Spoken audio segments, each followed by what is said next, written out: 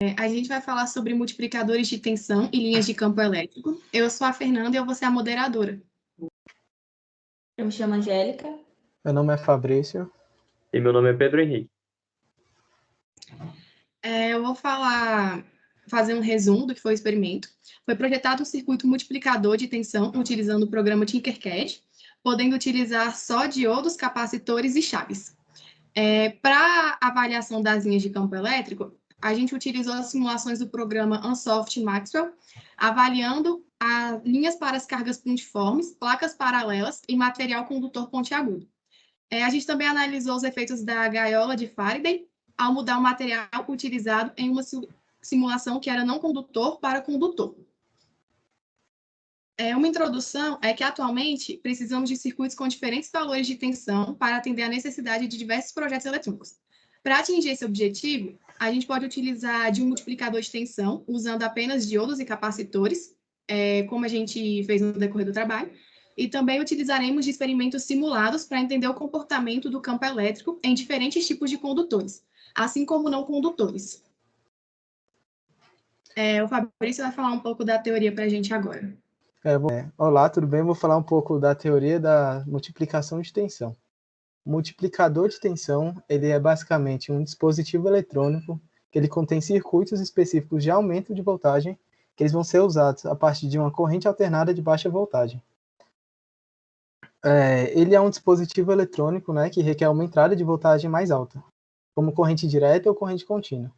Esses dispositivos eles têm sido utilizados em diferentes aspectos hoje em dia, principalmente na indústria eletrônica, devido à sua alta capacidade de converter eficiência de energia a baixa tensão para a sua alta tensão. Pode passar. Teoria. Bom, as linhas de forças.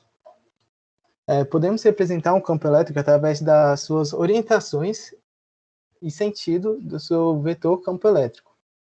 Dependendo do material que a gente utilizar, ele vai gerar campos diferentes. Por exemplo, na imagem aqui à direita, nós conseguimos ver que existem duas cargas com sinais opostos. Então, esse campo elétrico ele será de repulsão. Assim como na imagem abaixo, temos duas cargas de mesma intensidade, porém com sentidos diferentes. E na última imagem aqui abaixo, nós temos duas cargas, mesma intensidade, porém ambas com o mesmo sentido de carga, então ocorrendo a atração dessa carga. Pode passar. É um fenômeno muito interessante que a gente consegue estudar através do estudo da eletrostática, é a conhecida gaiola de Faraday, também conhecida como a blindagem eletrostática.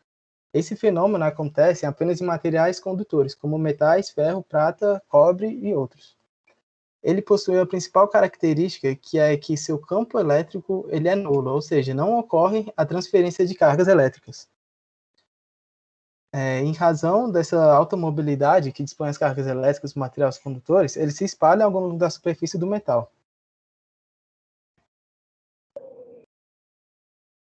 Pode passar. Temos também aqui outro fenômeno muito legal que se chama poder das pontas. O que acontece? Em materiais condutores, a carga elétrica ela se distribui em torno da superfície. Dessa forma, o campo elétrico é nulo. Mas se o condutor possui uma extremidade pontiaguda, como é no caso dessa imagem, as cargas em excesso elas tendem a se acumular nesses locais. Esse fenômeno é chamado de poder das pontas. E de acordo com essa teoria, a carga distribuída na superfície de um corpo pontiagudo, ele tem a tendência de acumular-se nas pontas desse material. Em virtude dessa concentração de cargas nessas extremidades dessas pontas, o campo elétrico, tanto o campo elétrico quanto a densidade de cargas, elas são maiores nesses locais. E é o mesmo princípio utilizado nos para-raios. Muito interessante, pode passar. Nos procedimentos experimentais, o primeiro foi a simulação do multiplicador de tensão no Tinkercad, onde a tensão inicial era de 5 volts e a de saída teria que ser maior do que 30 volts. O circuito simulado foi basicamente esse da imagem da esquerda, onde a corrente ela sai pelo polo positivo, passa pelo primeiro diodo e carrega o primeiro capacitor com 5 volts, ou seja, a mesma tensão da fonte. Depois, por ser uma corrente alternada, a onda vai ser invertida e o polo positivo vai ficar negativo, enquanto o negativo fica positivo. Então, a corrente vai fluir ao contrário, vai passar pelo segundo diodo e voltar carregando o segundo capacitor, com a tensão da fonte mais a tensão do primeiro capacitor. No caso, vai ficar 10 volts. Para o terceiro capacitor, a configuração da onda vai ser a mesma da primeira. A corrente vai passar pelo segundo capacitor, pelo terceiro diodo e voltar para o terceiro capacitor, carregando ele com os 10 volts. Isso acontece com todos os capacitores adiante, carregando todos eles com 10 volts. E, teoricamente, nesse circuito, a gente conseguiria atingir a tensão de 30 volts no ponto ali entre o sexto e o sétimo diodo. Só que, por causa das quedas de tensão do diodo e dos capacitores, a gente só consegue atingir essa tensão depois, no ponto ali depois do 15º diodo, como está ali na simulação do vídeo. E a corrente se estabiliza acima, a saída se estabiliza, a tensão da saída se estabiliza acima de 30 volts.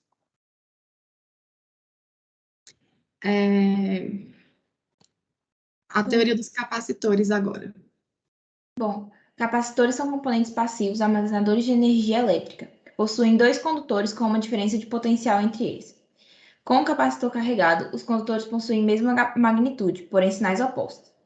Todos os pontos da placa de um capacitor estão no mesmo potencial elétrico. Também é importante definir a capacitância. Capacitância é a capacidade de um capacitor de armazenar carga a partir de uma diferença de potencial. O dielétrico. Dielétrico é um material isolante que preenche o espaço entre as placas de um capacitor, no qual é possível produzir e manter um campo elétrico com pouca energia externa. Ele aumenta a sua capacitância por um fator proporcional a uma constante dielétrica do material isolante. Agora, o segundo procedimento experimental que foi realizado pelo Pedro. Muito bem, vamos dar início às simulações feitas no Soft Maxwell, tomando como base o vídeo entregue pelo professor. São ao todo 5 experimentos, na qual a gente mantém o meio e modifica somente a geometria dos condutores. E vamos começar com a análise do vetor campo elétrico gerado por cargas pontuais.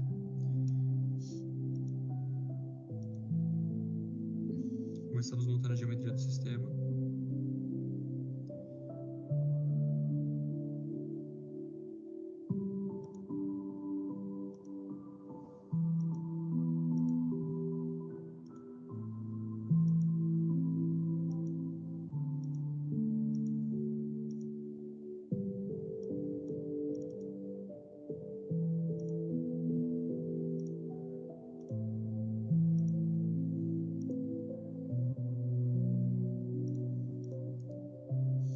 Agora, como a gente já fez os dois condutores que serão representados com cargas pontuais, vamos trabalhar com o material de que eles são feitos.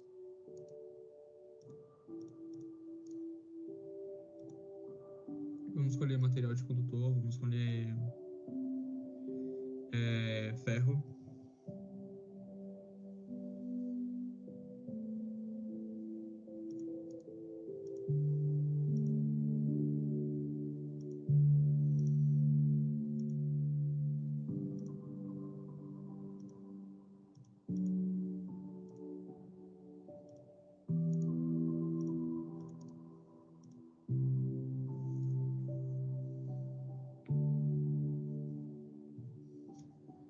Certo, vamos trabalhar com eletrostática e vamos atribuir uma diferença de potencial.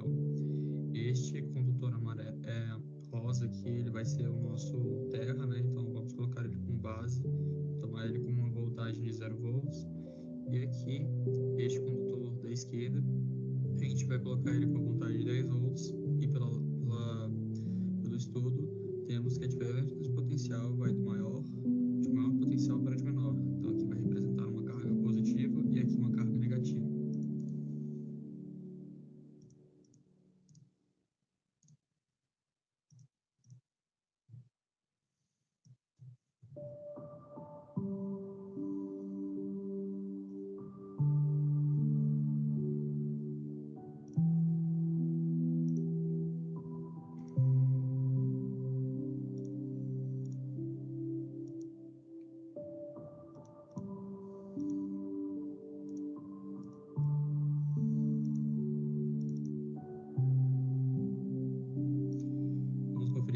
possuem a mesma geometria, e vamos estipular uma superfície de controle, que no caso ele utilizou uma superfície repleta de molho. A gente só vai dimensionar a superfície.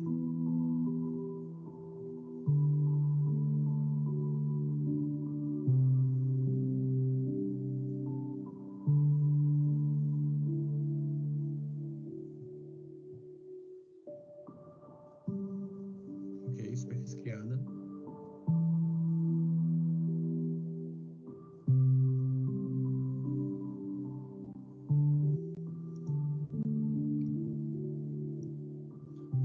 Então vamos continuar com a simulação. Agora é o momento que a gente verifica as conformidades, está tudo correto. Daí a gente compila. Vai ter o tempo de compilação.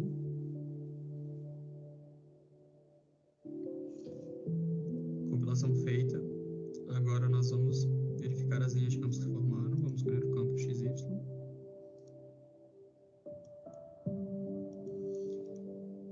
Vetor vai ser a gente quer da região que a gente está analisando e não diretamente dos objetos. Aqui temos as linhas formadas. Elas estão saindo da carga positiva, no caso, né, entrando na carga negativa, como sumidouro. Aqui tem a presença de proximidade entre elas possuem ortogonalidade e presença maior das suas linhas no centro. E agora vamos para a próxima simulação.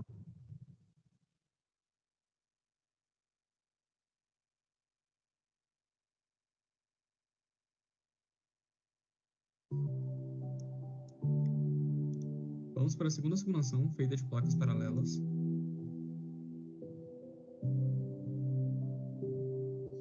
Novamente, criamos a geometria do sistema.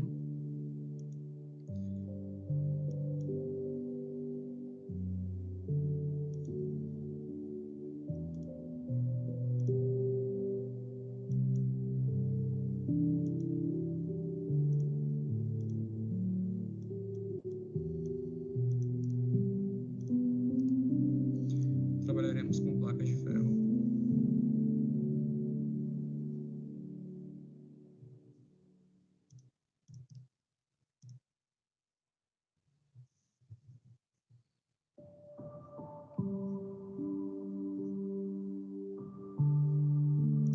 Trabalharemos também com eletrostática e atribuiremos voltagem para as duas placas, para que possamos tratá-las como cargas.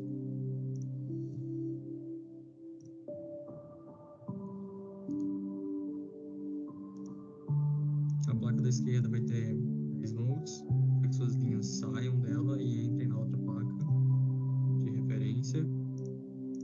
Essa outra placa de referência vai ter 0 volts, representação da Terra. E modificaremos sua cor para que possua uma forma padronizada. Ok? Nossa placa com essa cor rosa, ela vai ser sempre a placa Terra.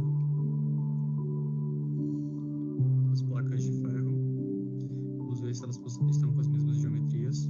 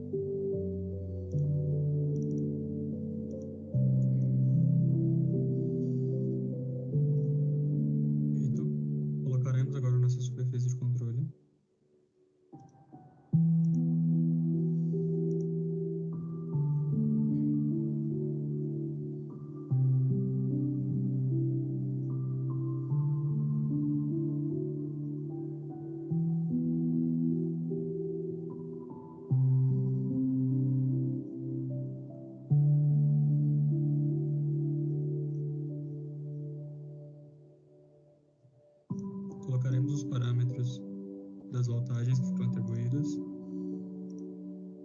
Pararemos para a simulação. Para o momento que iremos compilar. Novamente foi utilizado do vácuo, pois o óleo utilizado durante o vídeo não está presente.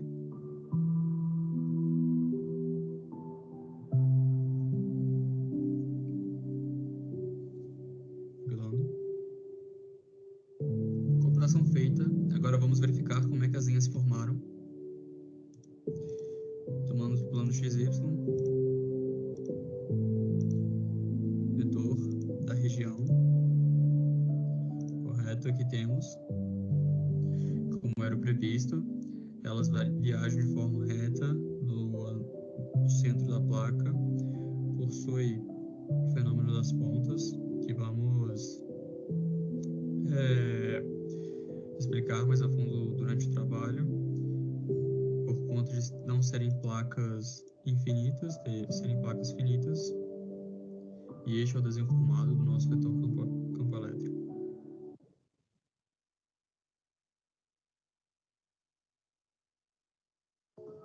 Realizaremos agora o experimento 3, no qual a gente vai ter a presença de uma placa plana e uma placa em formato com uma ponta. Escolhemos o cone e trabalharemos somente um corte no seu centro, no eixo Y, e vamos começando pela sua geometria.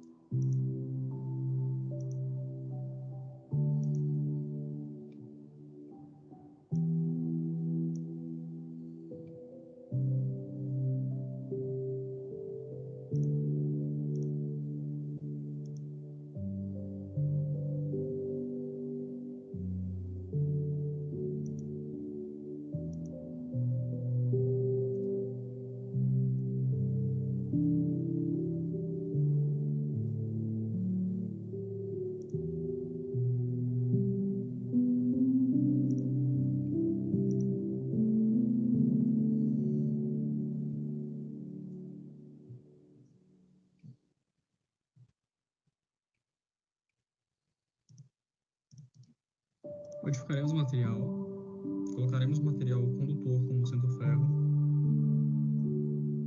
ambas as placas.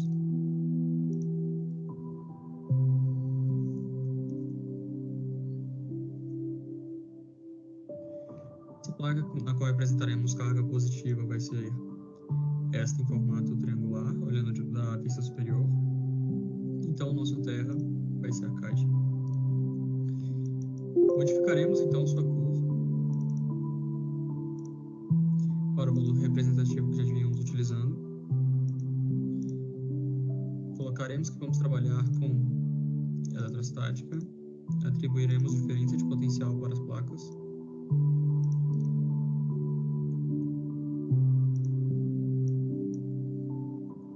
No cone teremos 10 volts, pois apresentará uma carga positiva.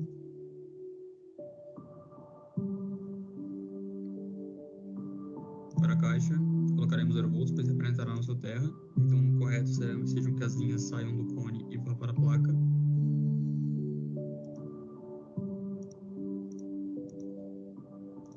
Escolheremos nossos parâmetros. Colocaremos uma superfície de controle.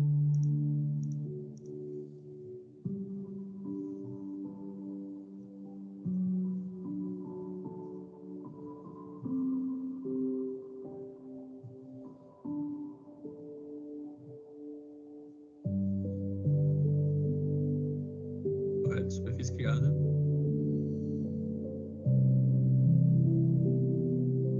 Agora nós iremos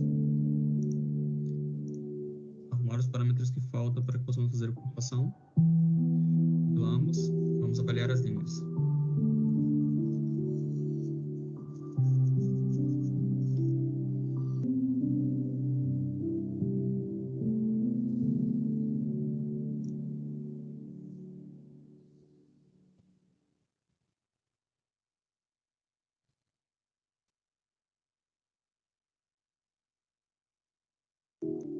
Agora faremos 2 simulações da mesma gravação para trabalhar com o princípio da gaiola de Faraday.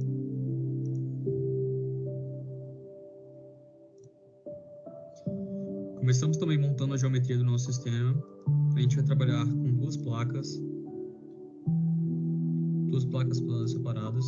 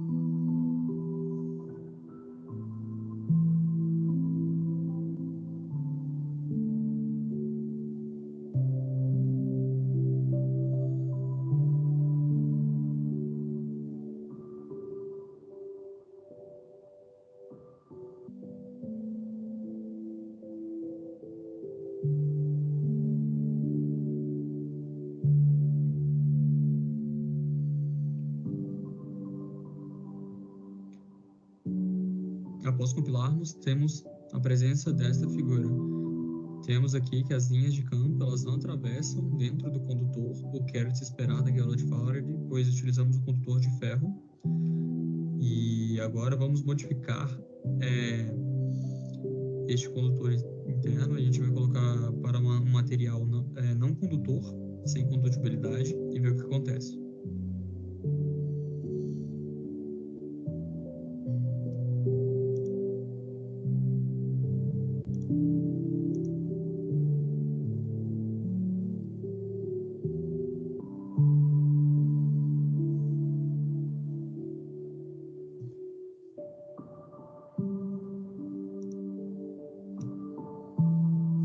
Modificando o projeto, tínhamos que o material da box interna era um condutor, que no caso a gente distribuiu com material ferro.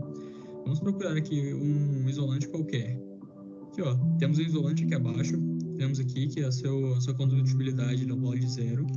Vamos atribuir ao material. O nome do material ali é esse isolante. Vou colocar novamente as atribuições para realizar a compilação. Parâmetros. Ok. Compilando novamente.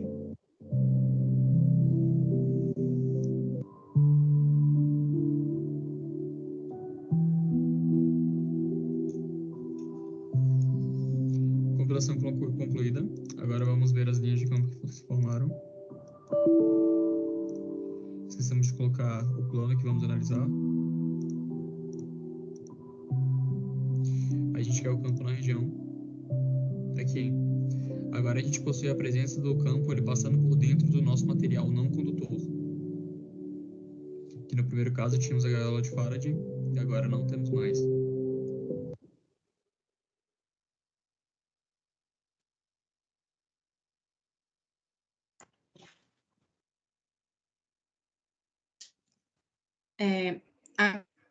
Agora a gente vai fazer a análise de resultados da segunda simulação. Certo, para essa análise de resultados, primeiro vamos trabalhar com o caso mais fundamental, que é o que é mostrado aqui embaixo. Para esse experimento, no geral, a gente utilizou sempre a superfície de controle como sendo o vácuo, pois ela não iria alterar a formação dessas linhas de campo. Então, a gente poderia utilizar ela em vez do óleo utilizado no vídeo. Para o caso mais fundamental, a gente pode pegar aqui com umas cargas pontiformes aqui de baixo, na qual a gente tem a base teórica sendo seguida, que seriam as linhas saindo de uma fonte carregada positivamente e chegando a um solvedouro, que seria a fonte carregada negativamente. A diferença de cargas entre elas, ela não é uma diferença muito grande, por isso que a gente tem a mesma quantidade de linhas de corrente saindo e entrando na região onde tem o solvedouro de campo elétrico, né, que seria essa de carga negativa, respeitando totalmente a base teórica. A gente tem que essas linhas elas não se cruzam, elas possuem ortogonalidade e elas respeitam a direção e sentido. Para o caso acima, que é o caso de placas paralelas muito presente em capacitores, a gente tem a presença aqui nas laterais de um campo elétrico mais forte, proporcionado por conta de chamado efeito de bordas. Aqui no centro nós temos um campo constante, e esse efeito de bordas ele atrapalha diversos projetos, e por isso ele é muito estudado na hora de confecção de alguns eletrônicos. Eles tentam sempre minimizar esse efeito. E esse efeito existe porque a gente está trabalhando com placas finitas. Então, sempre vai existir esse efeito de borda quando se tratando de placas paralelas. No próximo slide.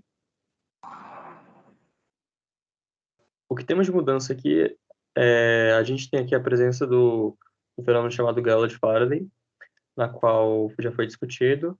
Aqui em cima, esse condutor aqui do centro, ele não é um condutor, uma superfície não condutora, e por isso que ele tem essa presença de um campo elétrico no seu interior. E aqui embaixo nós não temos. O que acontece? Como ele fica imerso nessa região cheia de campo elétrico, como se trata de um condutor, nós temos que a distribuição de elétrons em sua camada externa, como já foi dito, ela se forma de maneira uniforme, gerando a ausência de um campo elétrico em seu interior. Sem campo elétrico em seu interior e sem um potencial elétrico. Por isso que a gente não tem essa presença de campo e, consequentemente, passagem de corrente. São feitos vários experimentos com pessoas que ficam dentro da gaiola de Faraday e não recebem choques por conta disso. E aqui, novamente, a gente tem a presença dos efeitos de borda e seguiu totalmente a base teórica. Vamos para o próximo slide. Aqui nós temos os efeitos de ponta. Como já foi dito, utilizado muito em para-raios, temos aqui, com o auxílio dessa tabela lateral, a força do nosso campo elétrico. E temos uma presença de duas linhas maiores, perto das proximidades das pontas. E, conforme eu tenho um campo elétrico mais forte aqui, então eu possuo uma atração ou repulsão dessas linhas muito mais fortes. Chegando ao nosso solvedouro, que seria a placa negativa, e temos aqui o cone como placa positiva. No vídeo, a gente teve uma modificação nessa distância, pois tinha ficado um pouco complicado de analisar essas linhas, mesmo elas existindo. Então, tem momento que a gente deixou um pouco mais distante a placa do cone, para poder visualizar melhor essas linhas que saem do cone e chegam à placa. Ainda seguindo, as linhas ainda não se cruzam, seguem a sua ortogonalidade e direção e sentido corretos. Próximo slide. Conclusões. Para o caso das linhas de corrente, as simulações através do software Unsoftware Maxwell 3D apresentaram um resultado semelhante ao embasamento teórico. Foi verificado que as linhas de campo elétrico não se cruzam, são ortogonais entre si, assim como a magnitude do vetor campo elétrico encontrar seu valor máximo nos pontos onde as linhas de corrente estão mais próximas entre si, que seria na região onde nós temos as figuras geradoras de carga, e na região das pontas, como foi observado. A direção do campo elétrico também apresentou conformidades, sendo sua direção na linha de carga positiva para carga negativa. Obtivemos a presença de um campo elétrico nulo dentro de um condutor e o efeito de bordas. Essa obtenção do campo elétrico nulo se encontrou por conta do efeito da gaiola de Faraday e do efeito de bordas por conta das placas finitas. E essas foram as referências usadas para o nosso experimento. Quanto à simulação do multiplicador de tensão no Tinkercad, eu não achei difícil, achei bem simples, na verdade. A questão só foi achar onde a corrente estava sendo multiplicada para maior do que 30 volts, por causa dessa diferença da teoria quanto à prática. Como que foi a sua simulação, Pedro? A simulação ela foi tranquila, eu tive dificuldade mais na parte de mudar o fluido da superfície de controle. Eu achei que era só modificar lá em cima, mas eu não consegui, e então eu utilizei o vácuo mesmo, mas em questão teórica eu não iria modificar a formação das linhas, assim, uma mudança grande nas linhas que a gente estava analisando, nas linhas elétricas, de campo elétrico. Iria modificar mais se estivesse trabalhando com potencial, ou então com força. Então foi só isso, de resto foi bem tranquilo. Interessante. Alguém ficou com alguma dúvida, alguma curiosidade? Eu tive uma dúvida, na verdade. Quais seriam as melhores aplicações mais utilizadas assim da gaiola de Faraday? Então, a gaiola de Faraday ela é utilizada basicamente para blindar interferências eletrostáticas internas. Então, as principais utilizações que a gente tem nesse dispositivo de Faraday, a gente pode citar os discos rígidos, os famosos HDs, fontes de tensão, para-raios de Faraday, roupas de proteção e fornos micro-ondas, que utilizam essa tecnologia da gaiola de Faraday.